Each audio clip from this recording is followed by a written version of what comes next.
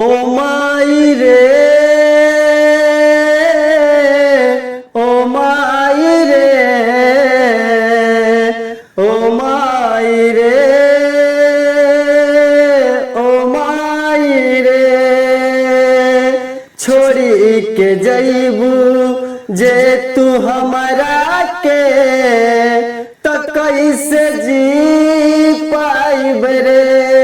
छोड़ी के जईबू जे तू हमरा के तो कैसे जी पाइब रे।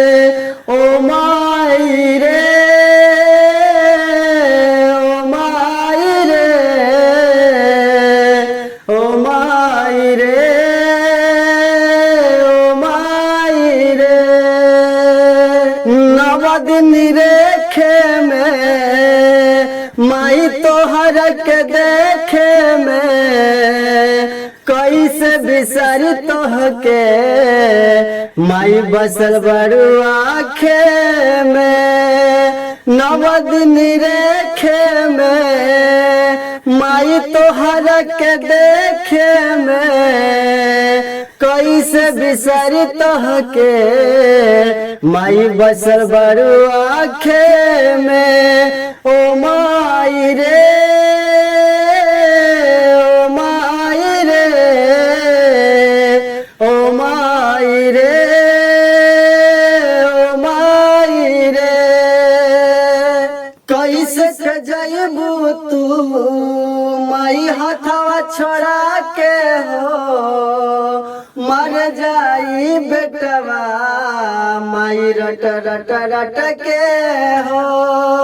कैसे के जईबू तू माई हथवा छोड़ा के हो, मर जाई बेटवा माई रट रट रट के हो।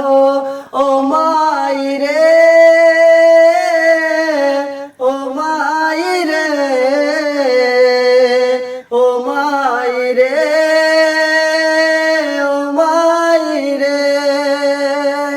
मैया मोरी दुलरी हो, रोबे गाँव घर नगरी हो, कहेला कन्हैया मैया मोरा रज के सुनले हो।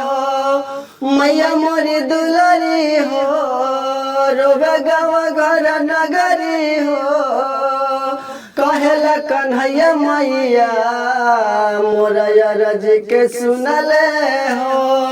ओ माई रे, ओ माई रे, ओ माई रे,